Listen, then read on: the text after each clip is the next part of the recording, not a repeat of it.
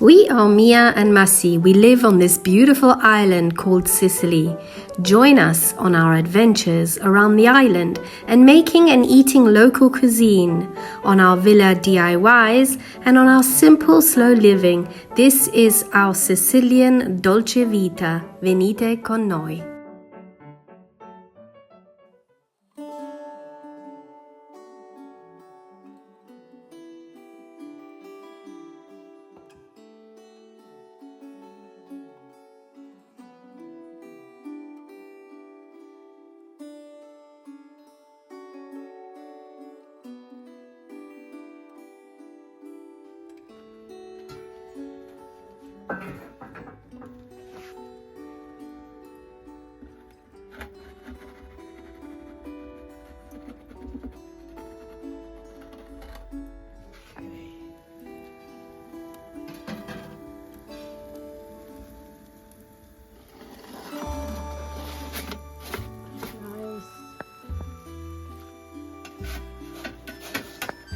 Nearly fell. It is hard to describe our slow Sicilian countryside summers to someone who has never experienced it, but I will try. The main emphasis is to savor the simple pleasures which are like a feast for the senses. You forget about any form of entertainment. You don't need alcohol or a lot of money. Days are spent outside al fresco, eating, swimming, sunbathing, and doing normal countryside chores. The fragrance of jasmine, lemons, and almond trees almost inebriate you. The sound of the cicadas together with the crow of the rooster become a gentle nostalgic hum. A recollection of when our family gets together with food, fun, joy, and laughter. This, to me, is something irreplaceable and will be continued on with my grandchildren, nieces, and nephews. Okay. Done. We have spent a whole week together. Lisa, my sister, her husband, and their son Charlie came and stayed in their villa, which is right next door to ours. We have a little gate that we go through. For those of you who watch our channel know, it is something indescribable and so beautiful. We wake up in the morning, have coffee together, and basically pop in and out of each other's villas whenever we want to. Today is the day that she has to leave, and seeing their villa starting to empty is quite sad. But we are happy that we had the opportunity to stay next door to each other. Right, so I have this morning done a couple of jobs, cut the palm tree because there were some dead leaves, so I've cut it back quite a bit, and it's getting higher than the mulberry tree. It's really getting high. And yeah, while I've done that, I just thought I'd get the hose out. Obviously going to do my morning water. I watered the grass this morning. This afternoon I'm probably going to have to cut it because there are bits that are growing out of hand. So I'll cut that later on when the grass does dry, because now I've watered it. Give that a chance to dry off. And then it is really hot today, so I'm not going to go on the roof because I was supposed to go on the roof, do a roof thing, but it's really hot and it'll probably kill me. The kids are now going in the pool because it is really hot. It's 9:30 in the morning, and it's like it would be in the afternoon. So yeah, water, kids, pool, grass.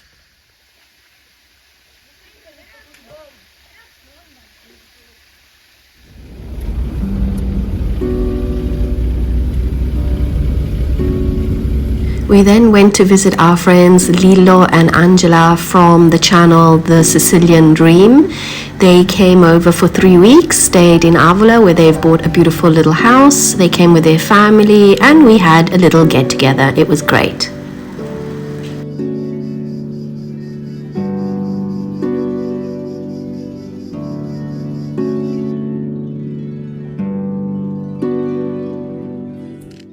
So today we're going to make a pesto trapanese.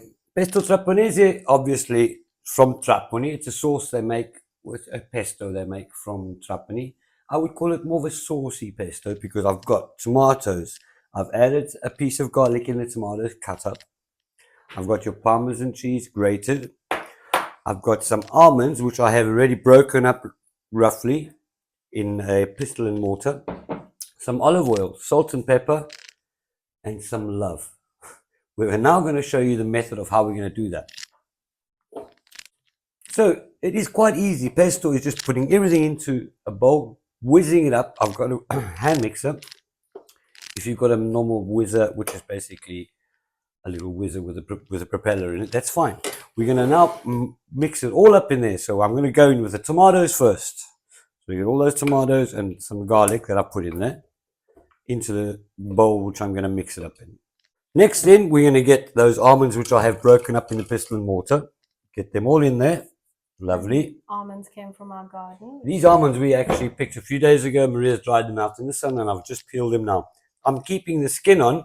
You can do it without skin as well. And you get your basil in there as well, which I've also got that from the garden today. We're going to put Parmesan cheese. I would say it would be maybe 50 to 70 grams of Parmesan cheese. You want it nice and cheesy, don't you? Could you substitute the almonds with pine nuts? No, because in Trapanese they use the almonds. That's why it is okay. a Trapanese. So I see, okay. And then I'm going to go in with the olive oil. I feel like almonds are tastier and crunchier. Okay, the olive oil I'm putting quite a lot in to get a bit of liquid going in there. It's going to be easier to mix it all up in.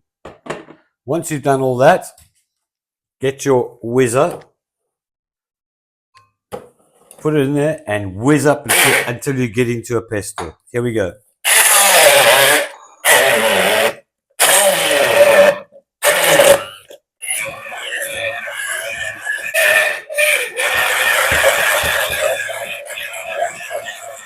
Right, so while I'm putting the water on, I'll just explain something to you. I've left it very chunky and rustic. It's the way we like it. You can make it as more liquid as you want. I like it like that, so it's nice and rustic and chunky. It's also because I left the skin on the almonds, and the fiber in the skin in the almonds is really good for you if you didn't know. I'm turning the water on now. The water goes on. I'm going to wait for the water to boil. Water boils, pasta in. Once the pasta's in, you strain the pasta, leaving some water in because you want to add some of the water to the pesto, and you just cook it onto the hob. Two ingredients that I didn't mention before. I've put peperoncino, red pepper. I've put it to taste, chili flakes, and salt. But I will let you know that in the description you will have the amounts in there. I didn't say anything about the amounts because it's in the description. So to get the video to go really quickly, that's the other reason why. So my pasta water is boiling. Remember to always boil the pasta water. Adding salt in there. Perfect. Get your pasta in there. And this is a fresh pasta, so it's going to cook really quickly. It's going to be in there for about 5 minutes.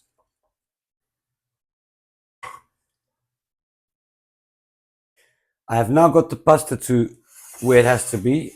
It is fresh pasta. I've only cooked it for 5 minutes. I've now lightly warmed the sauce. So now I'm going to put the pasta straight from there with a strainer, with a hand strainer, straight into the sauce, or pesto sauce. And I'm going to finish cooking it off in there. As I'm putting it in, there's obviously water from the pasta coming in there as well. So it gives it time to cook off.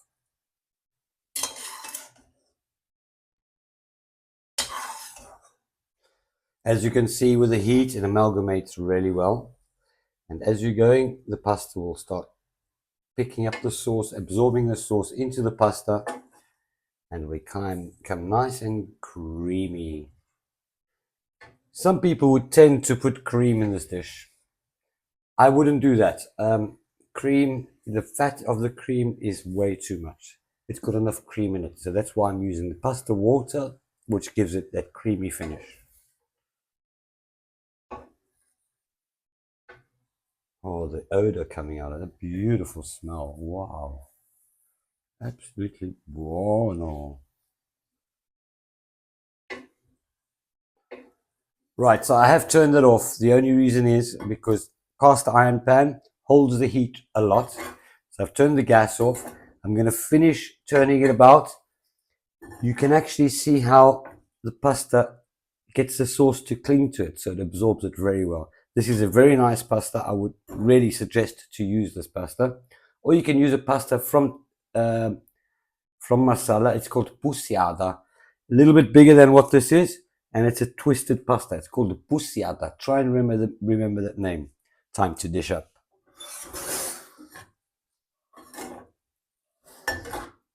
Best part. Wow.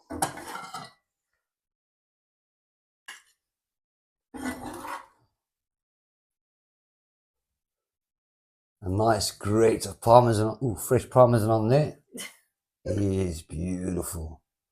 I would also put a drop of olive oil, extra virgin olive oil, to give it that extra flavor. Now for the best part, to taste the Buon appetito. Buon appetito. Oh, wow.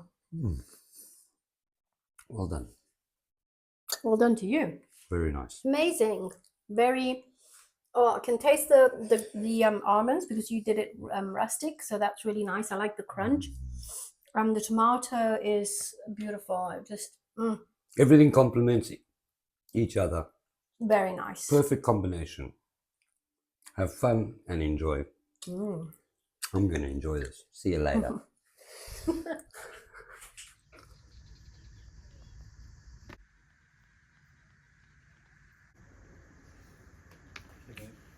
right.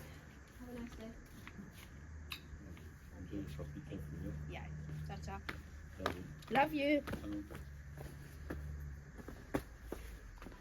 The cobwebs. Karen, imagine the size of these spiders. Incredible, huh? I don't even want to think about Let's it. not think about it. Let's go. Okay, so we are in Pantalica, also known as, well, it's actually Valle d'Anapo.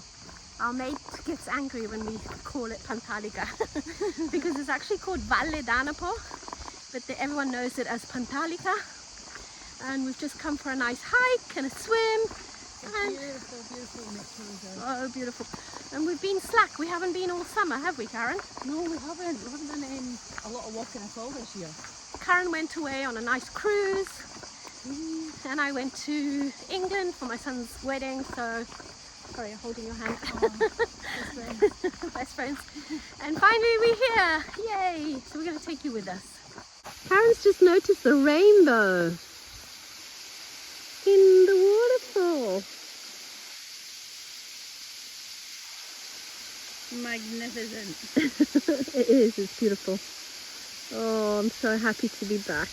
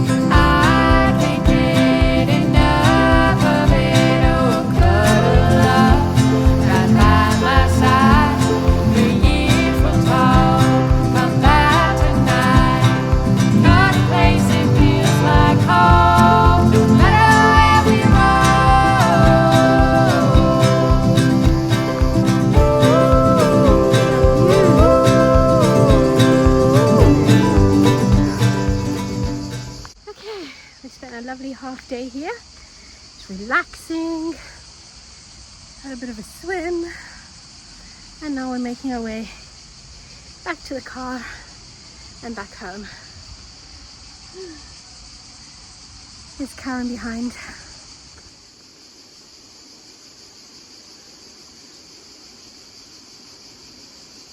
So this is how we have to walk through the tunnels to get from one side to the other. It's quite scary. But we put our phone, yeah, in a little niche here. Ooh. And I've once done this on my own, Karen. Yeah. Shat my knickers when I did it, but yeah.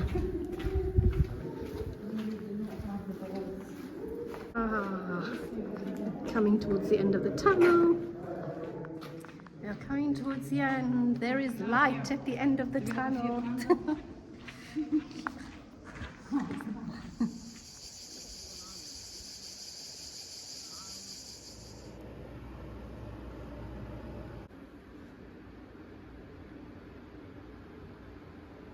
Mas, what are you doing with these birds? Okay, I've had many birds born, hatched, so I've got to get rid of them because there's too many, and I've got a friend that buys them at the pet shop. Yeah, and that lady was right. The cage is a bit too small for all these birds, so it made us think about it. I'm going to drive out to Siragusa and we're going to get them sold. Okay, well, that's nice. Let's go. So, we just come back from Siragusa, gone to a friend's pet shop. I took those finches, the short-tailed finches, I took them to his shop, sold them to him. He was pretty happy to have them. I've got a few more to sell off, but I'm not going to sell them now, they're still too young. Yeah, so it seems to be okay, it goes all well. And now we got home and we're going to light the fire, cook some sausages and potatoes in the oven. Yummy.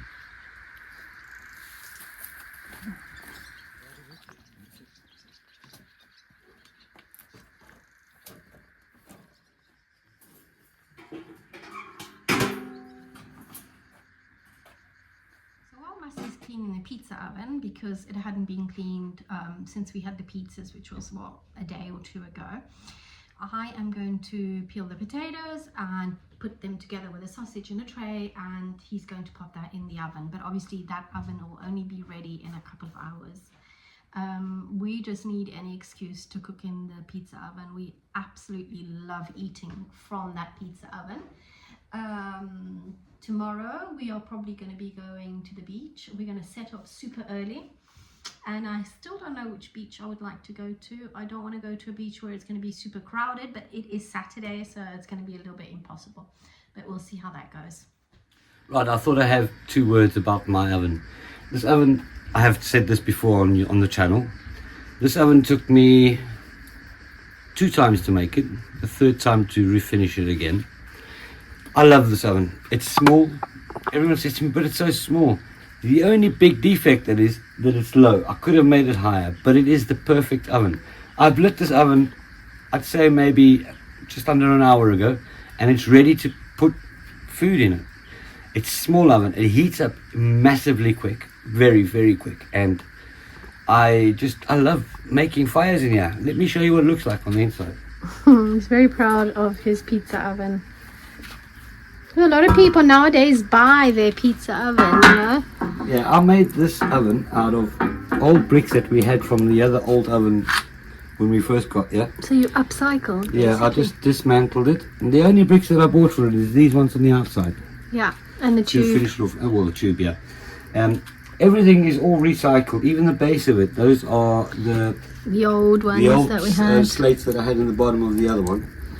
And I've just recycled this oven, so it works perfectly, and it's actually better than what I expected. It is a really good oven, and if I have to make another one, it's going to be bigger. And higher.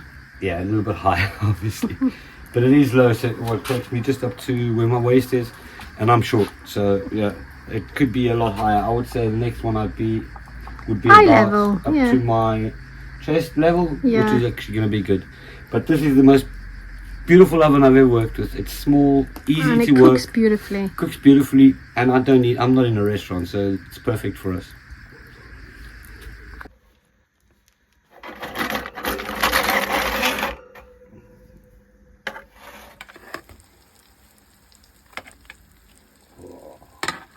Looking nice, eh? Just about ready. Yeah. Okay.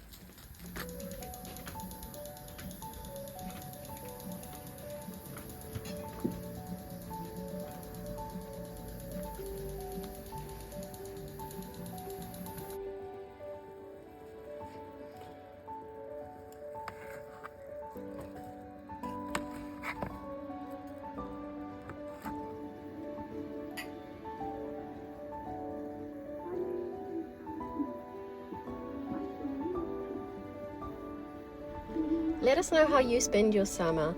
Okay, that's all for this week. Please like, subscribe, and comment, and see you next week with a brand new one. Ciao!